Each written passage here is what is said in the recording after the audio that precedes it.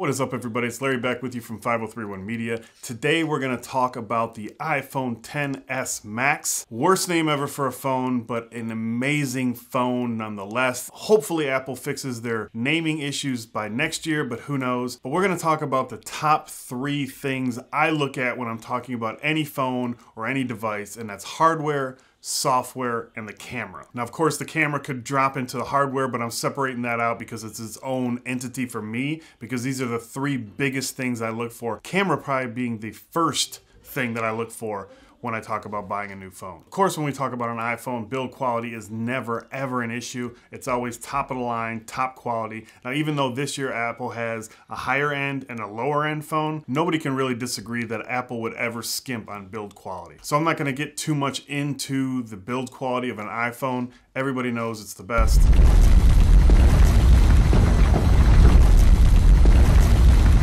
One thing this year that really baffled me as well as everybody else is the lack of symmetry on the bottom. Because of the extra antenna band that they added, the speaker grills at the bottom, the microphone grill and the speaker grill, they're not both actually speaker grills, are not symmetrical anymore. That sort of bothers me because Apple seemed like they took a lot of pride in that. I'm not sure why they didn't just put an actual dummy antenna on the other side, even if it had no function, but just to have the visual of the other line there and then make both speaker grills the same size. Let's talk about the size. The XS Max is the one that I've been waiting for. Last year I had the iPhone X and it was great, the same screen size as the iPhone Plus models, an overall smaller form factor, which sounds great for most people, but for me with larger hands, I'm looking for something a little bit bigger. The XS Max is perfect for that, fits really well in my hand. This one is the perfect size for me. I think they hit the mark with this one. I appreciate that they have the smaller one for other people, but this is the one that I've been waiting for. So of course you have the notch at the top when you talk about the front and the screen, but the notch does not bother me after a certain amount of time. The iPhone X had already had the notch. I was used to it. XS Max comes out, I don't even think about it. It's just part of a phone now. And with that notch, you get some benefit. There's a reason for it,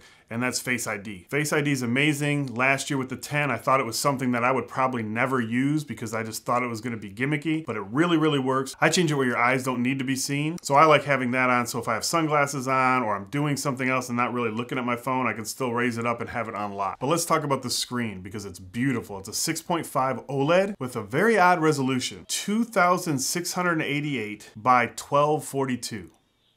I don't know, but I tell you what, it's beautiful. I have no issues with it. Super sharp. It's clean. It's crisp. I have no issues whatsoever about that. So inside, if we're talking hardware, inside hardware, it has the A12 Bionic chip. Super stupid fast. The computations that it can do are just ridiculous. What Apple said it can do and what I can actually see the speed of it, even compared to the iPhone X, is just ridiculous. They up their game every single year. And even the lower end iPhone this year has that Bionic 12 chip in it. So big props to Apple for not skimping on even XR phone.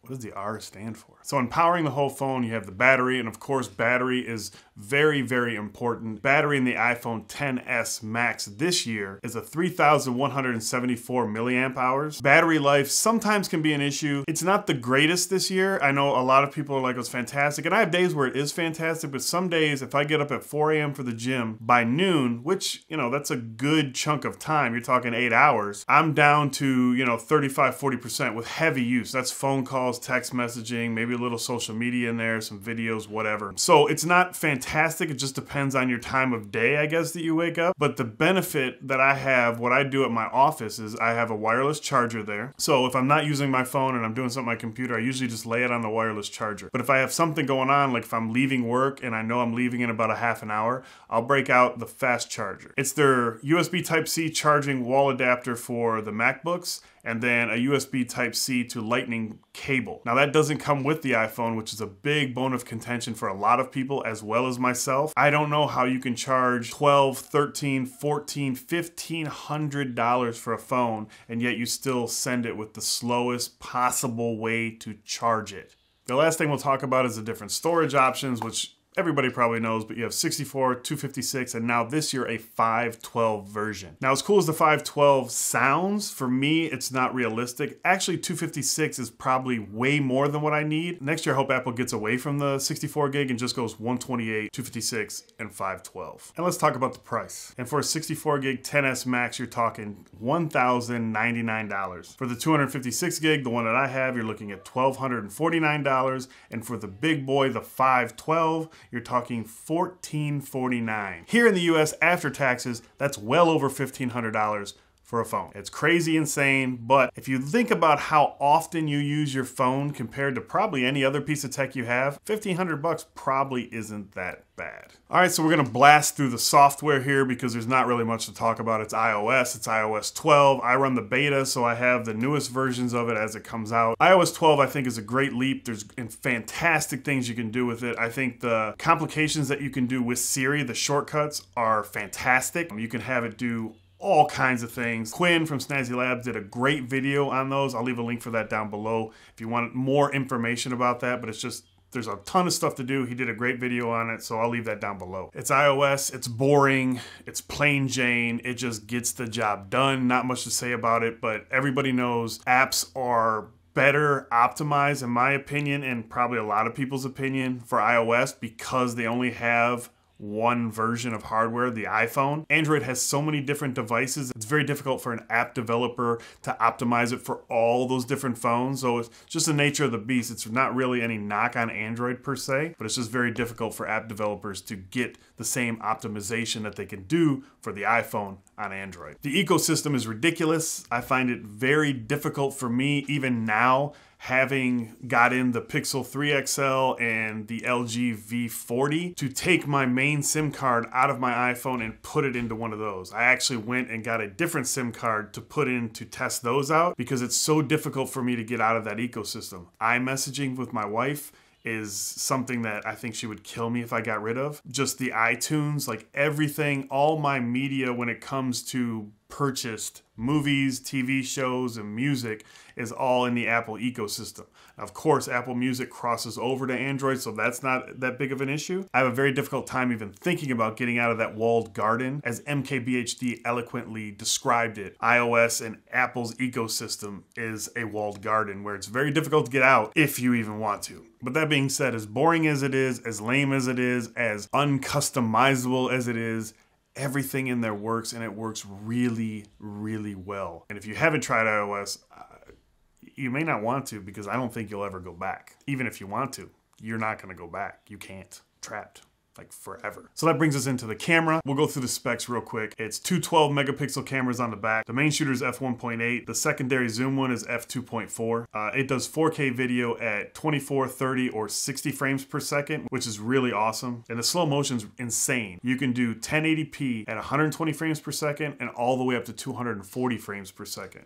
Now it gets a little soft, but it's just amazing to have that in the palm of your hand. My $8,000, as it's kitted right now, almost $10,000 C200 doesn't even have 240 frames per second on it.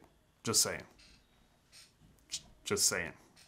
The front selfie camera is a 7 megapixel f2.2, does 1080 video, 30 or 60 frames per second. It's okay. The processing that they're doing this year with trying to even out the shadows and stuff is leaving a lot of beauty face going on, giving you a plastic look. I understand what they're trying to do. I just don't think it's working. I'm a fan, or always have been a fan, of Apple camera processing because it was more true to life than anybody else. And I think, unfortunately, doing a little bit more with smart HDR. But when it comes to landscape with smart HDR, it's fantastic. But I think when you get human beings into it, you get a little iffy. Overall, the camera's really good. Nobody's really going to complain about it, but it used to be the best camera I ever used, period. Until a few weeks ago, Google was nice enough to send me out the Pixel 3 XL. That is the best camera I've ever used, ever. And it's one camera on the back. And it makes Apple's portrait mode look like garbage. And the studio lighting thing that they do the commercials about is BS. I have never, ever, ever had one of those work. They look like garbage. Unusable. garbage. Low light performance is pretty good, not fantastic, but there's really not too many phones that are fantastic in low light. Spoiler alert, the Pixel XL3, I downloaded the APK for their new camera that has night mode, and it's a game changer. So stay tuned for that. Subscribe if you're not, because I'm gonna be bringing you that in another video. Back to the iPhone camera. It's fantastic. 99% of the people are gonna love it. I love it. It's just now that I have the Pixel 3 XL in my hand, I'm gravitating to grab that to take my photos before my iPhone, which is really sad because it's always been the iPhone for me. So that's about it for my thoughts on the iPhone XS Max. I really love it. The ecosystem, camera, everything is really, really good on it, except for the price. The price is insane, but those are the times we live in. Let me know what you guys think down in the comment section below. What's your guys' favorite features? What's your least favorite features? I'm gonna have an accessory video coming out for this pretty soon, showing you some cases and some headphones and different things that I use when I'm rocking this phone. Also, like I mentioned a few times in this video, I'm gonna have a review and some stuff about the Pixel XL3 coming up on the channel, as well as the LG V40 Think Q. Talking about funky names of phones. If you're interested in any of that, make sure you hit the subscribe button down below. Throw this video a like if you enjoyed it. That's gonna be it. I will talk to you guys in the next video. As always, thank you guys for watching.